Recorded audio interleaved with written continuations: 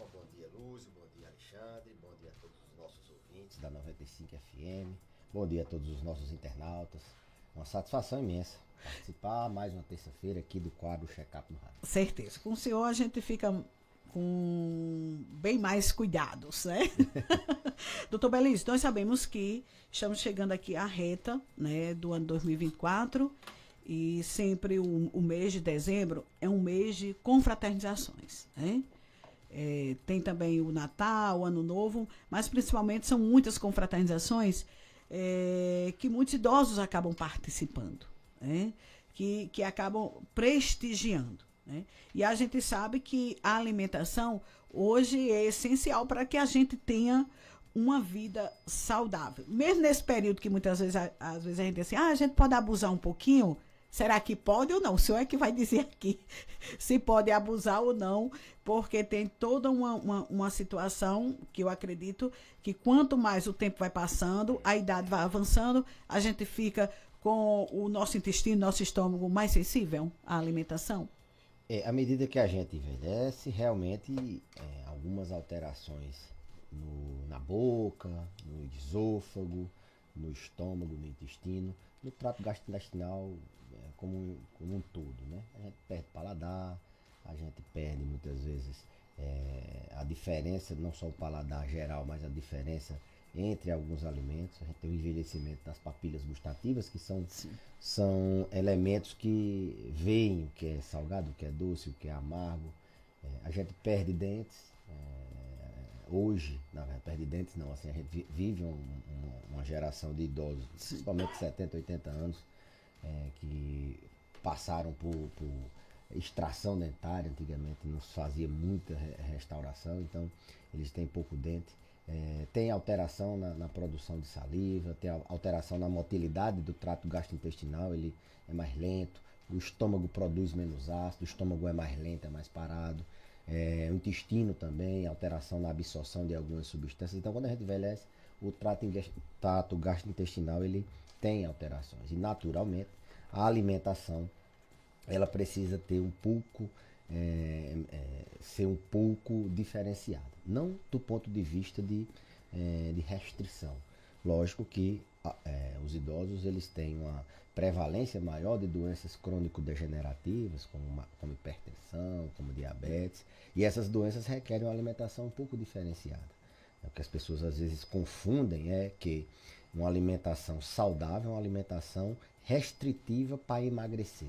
E no idoso essa regra ela deve ser pensada do ponto de vista de o que é que o idoso precisa comer. Ele precisa ter uma alimentação de qualidade. Por exemplo, ele precisa ingerir mais proteínas, uma coisa que eles têm uma tendência a ingerir menos, por aquilo que eu falei, pelas alterações do trato gastrointestinal. Fica mais lento, ele ingere uma carne, a carne demora mais a ser digerida, então ele tem um paladar menor para a proteína e ele precisa de uma quantidade maior. Então, a alimentação do idoso não é só você fazer fitness, como a gente precisa fazer em fases mais jovens, de 40, 50 anos, para poder chegar aos 80 realmente com muita saúde. Nessa faixa etária você vai adequar a cada paciente. Se ele tem uma hipertensão, é renal crônico, ele tem que ingerir menos sal, naturalmente. Se ele é diabético, ele tem que retirar o açúcar, tem que ter um cuidado. Mas ele não pode entrar na espiral de emagrecimento. Tem que ter muito cuidado na perda de peso. E as festas de final de ano, elas trazem realmente abundância em alimentos que são deletérios se consumidos diariamente. Né? Muito carboidrato, muita fritura. A gente tem que ter a ideia de que o idoso precisa participar dessas confraternizações. É importante a socialização dos idosos. Até esses dias postei na rede social alguma coisa nesse sentido, da importância de se socializar, deles estarem participando. Não, vou deixar ele dormindo aqui, leva até para o ambiente, mas arma uma rede, deixa ele lá dormindo, ele não participa. Às vezes leva, mas ninguém conversa com ele. Então, participar, celebrar também com a alimentação é importante. Se ele não tem nenhuma restrição, e se tem, é possível hoje a gente fazer uma alimentação diferenciada para aquele indivíduo. De forma que ele não saia da rotina drasticamente, não só do ponto de vista alimentar. Se ele tem uma alimentação todo dia, toma aquele suplemento de proteína, ele tem uma alimentação rica em frutas, verduras, ele come o feijão, o arroz dele todos os dias, evitar os extremos, né? Nem de se banjar demais, nem também de restringir demais. E manter ele minimamente na rotina, mais ou menos parecida a alimentação dele nas festividades do que é do dia a dia. Mas também não tem. Eu sempre me preocupo quando o idoso começa a perder apetite, quando ele começa a não querer comer. Quando ele tem um apetite muito bom, aí a gente pode orientar o que é que ele deve comer. Mas quando ele não quer comer, quando ele não quer se alimentar e o risco de desnutrição do idoso é muito maior, então aí eu me preocupo. Chegando pergunta 992053030. Doutor Belise, eu comecei a sentir uma dor no joelho, agora fica inchando e piora quando eu fico parada, né? O que é que eu devo fazer? Está incomodando bastante. Olhe, dor articular, dor em junta, a principal causa, de longe, em idosos, em adultos jovens, se não for trauma, se não for uma entorse, uma queda, alguma coisa. Torcer o joelho, uma pancada, uma queda, se não for isso, a principal causa de dor é osteoartrose. É o desgaste da cartilagem que fica entre um osso e outro. Essa cartilagem, quando a gente é mais jovem, ela vai se regenerando. Quando a gente envelhece e tem a doença, a reparação daquela cartilagem ela é alterada e começa a ficar, como os mais antigos dizem, osso com osso, né? Bater osso com osso e o osso sem aquela lubrificação e sem aquela superfície lisa. Quem já comeu galinha, Lúcio, já deve ter comido, é uma raposa, pelo que o osso é uma velha raposa, comeu muita galinha e sabe que o osso ali da coxa da galinha não tem uma superfíciezinha lisa, é aquilo ali que destrói, fica caspento, fica arranhando o osso como se aquilo inflama. Então, a principal causa de dor é a osteoartrose. O que fala contra esse sintoma nessa paciente é que a artrose ela piora no movimento. Quando você fica em pé e anda, a artrose de joelho piora. A dela está piorando, ela diz que piora quando está parada, né, Alexandre? Quando está em repouso. Aí a gente teria realmente que ver o que é que está acontecendo. E tem aquela velha piada, né? Bom, ela já descartou que isso não foi pancada. Não foi pancada. Não foi pancada. Se for idoso, diz, doutor, é da idade. O joelho tá doendo, né? Aí tem aquela piada, né, que faz. E o outro joelho? Não tem a mesma idade, não? Então, assim, você vê como não é idade, é doença. É a osteoartrose. O tratamento da osteoartrose requer tirar da crise, desinflamar e se preparar para não ter outras crises, com reabilitação fisioterapêutica, com reabilitação, às vezes, com medicamento que module dor. Às vezes o paciente tem alguma indicação cirúrgica, fazer a cirurgia, mas a artrose, o desgaste das juntas é uma doença extremamente prevalente nos idosos. Por isso que eles acham que dor é da idade, mas não. Tem que se quem cuidar, não tem né? artrose não tem dor na junta. Vamos voltar aqui à questão da refeição, né? Mas antes eu quero dar aqui o exemplo de seu João Marinho Neto, que tem 112 anos, né? A gente, inclusive, o Fantástico abordou, né? No último domingo, que aos 112 anos e 58 dias, o agricultor cearense João Marinho Neto, considerado o homem mais velho do mundo, né, tem uma dieta balanceada, né? E na hora da refeição ele não abre mão de café, rapadura, uva e galinha caipira.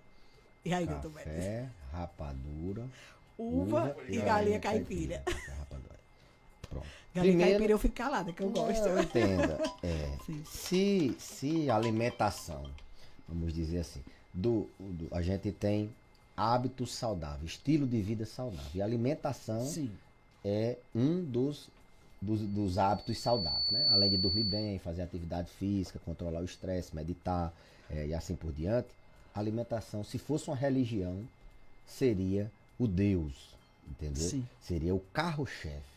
Então, a alimentação, ela é o seu remédio, já dizia Hipócrates. Lógico que esse senhor, para chegar aos 112 anos, ele tem uma genética favorável, de não ter tido câncer, de não ter tido um AVC, um infarto jovem. Diabetes, né? Não sabe, se tiver, Não tem controlado, não tem diabetes. Não tem diabetes, eu vi. E a alimentação dele é uma alimentação que, se a gente for ver, Uma rapadura para uma pessoa que é diabética realmente não faz bem. Açúcar é dos maiores vícios que o ser humano tem e ele pensa que é normal. Não é. Não é. Que você passa uma semana sem comer açúcar, quando você vai comer, você tem uma vontade de ficar comendo açúcar direto. Então, o açúcar, a massa, ela tem um componente que foi incluído na nossa alimentação, mas não necessariamente é saudável. Na natureza não tem açúcar. Açúcar se fabrica, se refina, né? Isso. Então a rapadura é um tipo de açúcar um pouco menos refinado, mas que não é uma orientação que talvez levou a como é o nome dele? Seu João Marinho. Seu João Marinho de chegar aos 112 anos. Agora, Era a isso que galinha caipira, essa sim pode ter sido feita frita, pode ter sido feita com pouca. Galinha caipira não tem carboidrato, é gordura e proteína. Né? É isso que eu falo. Uva é uma fruta. A alimentação, ela influencia nessa questão de passar mais anos vivos, ou não? O senhor diz, é a genética, porque não teve, né? Mas, assim, essa alimentação, ela influencia, doutor Belísio? Viver muito, longevidade. O que é que se tem de científico, o que é que se tem de literatura nesse sentido? Hoje a gente já vive muito, vai viver muito. A medicina avançou, as pessoas estão se cuidando mais, só por isso a gente vai viver muito. A gente quer viver muito e independente, viver muito e com qualidade. Então, para viver muito, existem alguns segredos, né? Segredos não, alguns hábitos que você tem que ter no dia a dia. Por exemplo, se alimentar bem. Muita fruta, muita verdura, pouco carboidrato, pouco sal, uma alimentação rica, balanceada, como ele diz, de cereais. Tem uma dieta classicamente conhecida, a dieta do Mediterrâneo, que é uma dieta que é para você ter benefícios cardiovasculares, mas ela lhe ajuda a viver muito. A alimentação, sim, mas a gente tem outros pilares, né? Sim, entendi. Tem o som de qualidade, você precisa ter um som de qualidade. Você precisa controlar seu estresse. Você tem uma tendência a ter doença, estresse, no caso ansiedade, depressão, você tem que tratar, você tem que procurar evitar meditar, você tem que refletir, você tem que ter um Deus, você tem que crer em alguma coisa. A religiosidade também é um pilar da longevidade. Você tem que, se tiver doença crônico-degenerativa, você tratar, se alimentar, dormir bem, não ser sedentário. Atividade física é fundamental. As pessoas que vivem muito, elas praticam atividade física. O senhor sempre orienta isso aos seus pacientes, a questão da atividade física, doutor Belício? Independente da idade. Ele pode ter 112 anos e ficar acamado, ele precisa se movimentar. Nem que seja levantar uma perna, nem que seja evitar o máximo de repouso. Porque o idoso tende pela limitação das dores, pela limitação, evitar o máximo de repouso. Eu recomendo naqueles pacientes que vêm aos 60, aos 50, buscar uma longevidade com qualidade, buscar que o geriatra programe o envelhecimento saudável, uma longevidade saudável. Um dos pilares é esse, tem que fazer atividade física, tem que, independente do estado do paciente, a gente procura alguma atividade física que ele desempenhe. Então, socialização também é fundamental para viver muito. Aquela pessoa que é introspectiva, calada, que não conhece nem o vizinho, não sai, que não se socializa, essa pessoa vive menos. Acredito que isso faz ela viver menos. Basicamente, existem vários outros parâmetros que estão em estudo, mas sono, se movimentar, se alimentar bem, controlar as doenças, buscar ativamente fazer avaliação médica, avaliação no profissional de saúde e tratar as doenças crônicas. Eu acho que isso são os pilares do envelhecimento saudável. Quer viver muito, com qualidade, procure assumir o protagonismo. Eu sempre digo, depois de 40, 50, o organismo mais sozinho não consegue, você tem que começar a fazer sua poupançazinha de saúde. Vamos lá, tem pergunta pelo nosso WhatsApp? Joelme Geraldinho, bom dia. Sou fã do programa de Marcos Dantas, escuto todos os dias o Panorama e quero fazer uma pergunta para o doutor Belísio. Doutor Belísio, bom dia. É Francisca aqui de Cruzeta. A minha mãe tem Alzheimer, aí tem dia que ela passa 2 dias dormindo, sem comer nada, nem uma coisa nem para tomar água. E quando não é 2 dias dormindo, é 2 dias andando dentro de casa. Eu vou fazer essa pergunta para o senhor, para saber se é normal isso no idoso que tem Alzheimer. Aí eu me preocupo porque ela não levanta para tomar água, para almoçar, entendeu? E aí, doutor Belício? Isso é uma das alteração, um dos sintomas comportamentais mais complexos de se tratar, essas inversões de ciclo sono-vigília. Você passa às vezes o dia dormindo, a noite acordado, ou o contrário, a noite emenda com o dia, 2 dias seguidos. E o natural é quando ela está agitada, a família, não, vamos ver se ela descansa. Já que ela passou 2 dias agitada, vamos deixar ela 2 dias dormindo. Não. Tem as medidas que a gente tem que fazer. Logicamente que ajustar o tratamento da demência aqui já vai melhorar bastante. Sim. A dose do remédio, qual remédio tem que fazer, os remédios, como é que a gente vai deixar essa pessoa de dia acordada, tranquila, sim, e de noite dormindo, para que ela não fique nem agitada. Ela está nos extremos, né? Ela está ou agitada demais ou dormindo demais. Isso atrapalha naturalmente. É péssimo isso para a evolução do Alzheimer. A tendência é só cada vez mais aparecer sintomas. Então, a gente tem que ter ajuste do tratamento medicamentoso, a gente tem que intervir com fazer algumas intervenções, como por exemplo, orientar essa pessoa aos cuidadores a expor ela ao sol, à luz, durante o dia. Acordou, uma luz forte, intensa. Acordou não, de manhã cedo, todo dia. Acordou, luz intensa, desconforto durante o dia, quando ela estiver dormindo. Tentar acordar. Tem que ter alguém ali. Isso você vai conseguir ali, às vezes, com 1 semana, 2. Tem que ter alguém disposto a isso. Porque os 2 dias que ela passa agitada, eu sei que cansa todo mundo. Aí os 2 dias que ela dá de descanso, ela descansa. Então tem que ter alguém que todo dia deixe ela em desconforto. Que o correto é todos os dias acordar, né, doutor? No mesmo horário, se expor à luz, para o cérebro entender que de dia é para estar acordado, de noite é para estar dormindo. Mas essa orientação, essa intervenção de expor o paciente à luz intensa durante o dia, a ter desconforto, barulho, não se deixar numa cama, confortávelzinho, no frio, no escurinho, todo mundo dorme, né?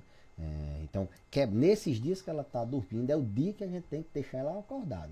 Porque naturalmente nos dias que ela for ficar agitada, a gente vai ter uma agitação menos intensa e ela vai regular esse ciclo sono-vigília.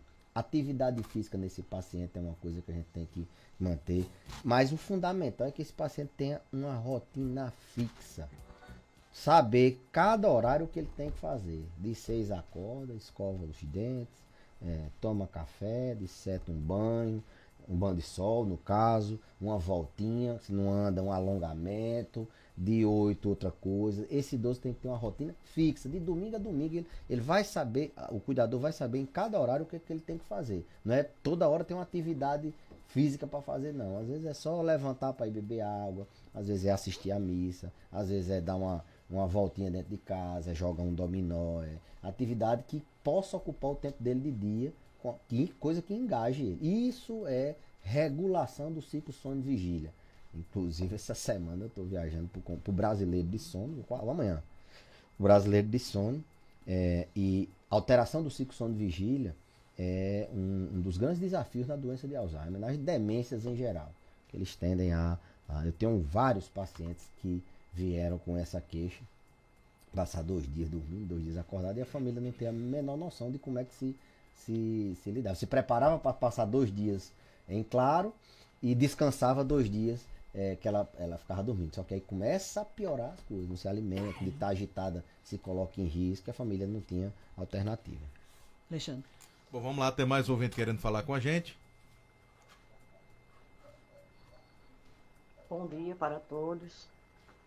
Doutor Belídio, eu faz uns 6 meses que eu venho sentindo uma dor nesse osso do braço, assim, de lado. É tanto que ele está crescido. Só que eu já levei muita pancada assim, eu sempre bato assim na cadeira, em alguma coisa eu sempre bato. E ele ultimamente vem. Agora ele está melhor um pouco, mas porque as pessoas ensinam de eu colocar um remédio, sabe? Aí só que a dor desceu para o cotovelo, né? Que chama para esse osso do cotovelo, do braço. E é umas dor insuportável mesmo. Tinha dia que ele doía, aí depois ficava o osso, eu sentia que era o osso que ficava coçando. O osso mesmo, coçando, que eu ficava agoniada sem saber o que fazer, sabe? e incha, e fica inchado. Aí umas pessoas me ensinaram para botar, uns me ensinam um remédio, outros me ensinam outro, me ensinaram para botar um tal de um pau que tem no mato que chama genipapo. Eu coloquei a água da casca, inclusive fica até preta, assim no canto. Tô mais melhor, mas eu sinto que eu não tô bem, sabe? Desse osso, desse braço. Ele é muito inflamado. E aí, doutor Belício? Deu para Vou entender? ensinar um remédio muito bom, muito eficaz, que vai ajudar ela. O caminho do posto de saúde é o melhor remédio para ela. Buscar auxílio profissional, com o médico da unidade ou com um médico especialista, um médico da confiança dela. Esse é um remédio que todo mundo deveria ensinar. Tá doente, procura auxílio. O que ela sente é dor no ombro, pelo que eu entendi, uma espécie de um osso crescendo, a dor desceu para o cotovelo, né? Não foi isso, Lúcio? Pelo que a gente deu para entender. E resumo naquilo que eu disse. A artrose, ela dói a articulação, inclusive ela cresce os ossos. A gente chama isso assim, o osso ele fica degenerando e aí ele cria um novo ossinho, assim, vamos dizer, o osteófito. E isso é uma consequência, se for artrose, né?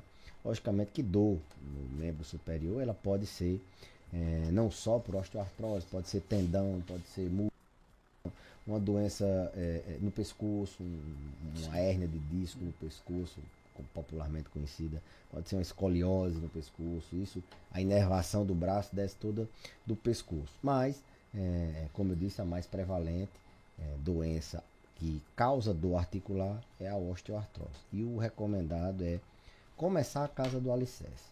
Deixar de tentar, assim, tentar não criar coisas milagrosas. Vamos lá, vamos procurar o médico vai orientar, vou fazer aquele tratamento, se for com medicamento, se for com repouso articular, com gelo, com algum gel, vou fazer.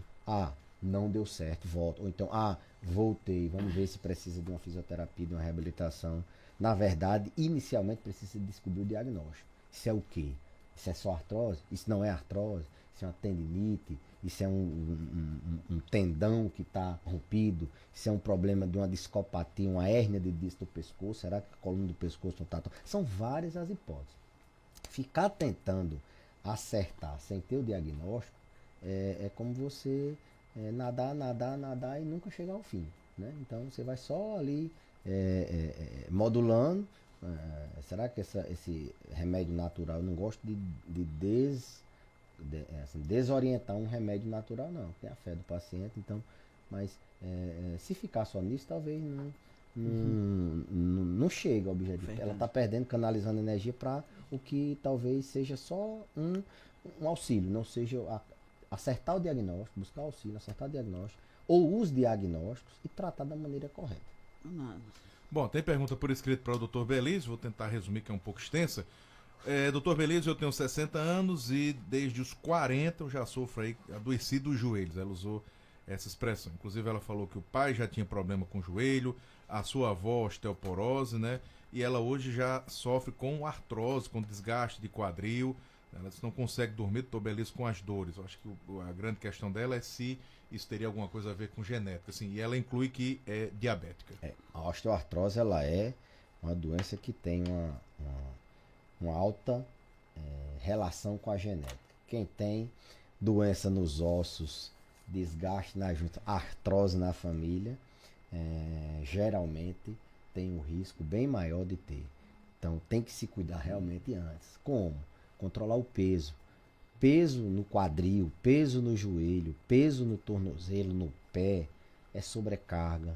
Se você tem artrose, vai desenvolver artrose, você tem que cuidar do seu peso. Tem alguma lesão em alguma articulação, por exemplo, minha família tem artrose e eu rompi meus 2 ligamentos na minha atividade física no jiu-jitsu, eu estou jogando bola e tratei, fiz a cirurgia dos 2 joelhos, num tempo, outro no outro, para eu não ter artrose lá no futuro no joelho. Já é um fator de risco que eu tenho. Então, se você tem alguma lesão, tratar. Se você tem alguma outra doença que favoreça você ter problemas com a artrose lá na frente, como por exemplo, uma LE, uma DORT, alguma postura inadequada, você tem que tratar para que no futuro você não sofra. Mas ela já está numa idade que possa estar aparecendo sintomas da artrose. Entre 40, começou com 40, 60 anos, ela vai ter problema. Hoje a gente, infelizmente, a gente ainda não tem uma droga que modifique o curso natural, que haja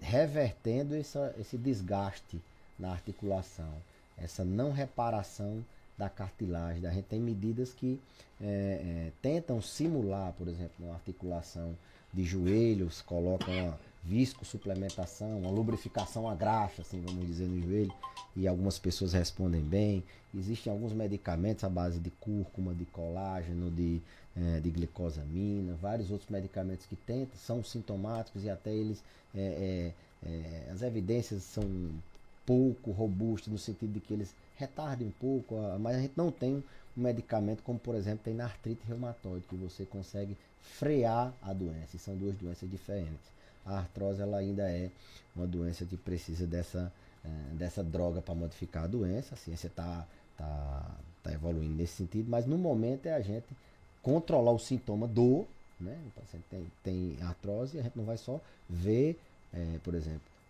hipertensão, você vai curar a hipertensão? Não, você vai controlar a pressão alta, né? A artrose, você vai tratar, resolver a artrose, não é uma doença crônico-degenerativa, você vai controlar o sintoma.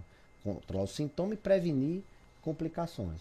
Reabilitação com fisioterapia, atividade física, medicamento para dor, muitas vezes, intervenções, às vezes, invasivas, como infiltração, como procedimentos cirúrgicos. Então, as pessoas precisam ter essa ideia de que dor é uma coisa que precisa ser tratada. Você não pode viver com dor. E essa história de que dor é da idade faz com que você não trate, você sofre, e a dor traz várias outras complicações. No caso da paciente, da artrose do quadril, que ela falou, né, do joelho, essa faixa etária é uma faixa etária que é a hora dela começar um pilates, fazer uma reabilitação, se for o caso, fazer um procedimento até cirúrgico. Tem gente que troca a articulação, troca o joelho, faz uma artroplastia total de joelho, de quadril, e resolve aquele problema. Então, buscar auxílio, eu acho que nesse sentido, de controlar a dor. Tá ok. Com o doutor Belisa a gente fica sempre bem mais informado. Doutor Belisa, uma última pergunta pra gente encerrar. Pergunta? Na última pergunta pra gente encerrar, a ouvinte disse: meu pai tem 76 anos e só almoça andando pela casa. Isso pode ser sinal já de Alzheimer? Eita. Esse é um comportamento estranho, né?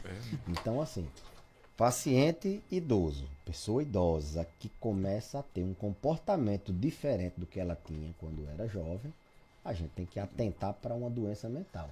E doença mental nessa faixa etária a gente pensar em Alzheimer. Esquizofrenia, raríssimo abrir o primeiro quadro quando o paciente tem acima de 60 anos. Muito raro. Psicoses outras, como uma depressão psicótica, como um transtorno do humor bipolar, fazendo um episódio desse, é difícil. A gente tem que pensar e afastar o Alzheimer. Por mais que ele tenha a memória preservada, a gente tem que alterar o comportamento em idoso, tem que se pensar que é uma demência, abrindo o quadro com alteração comportamental. Muito estranho esse comportamento dele de andar comendo dentro de casa. Tem outros que andam, ficam perambulando, alterações que a família percebe, não está normal, tem que ser avaliado. E a gente tem que ter em mente que demência não é só esquecimento, não. Demência é também alteração comportamental. E assim, Ok. Encerramos com o Dr. Belisa Neto, que atende na Clínica Santé, na rua Joaquim Gregório, número 130, bairro Penedo, é a rua da UFRN. Contato 99687-8877. Vamos ao nosso intervalo comercial e aí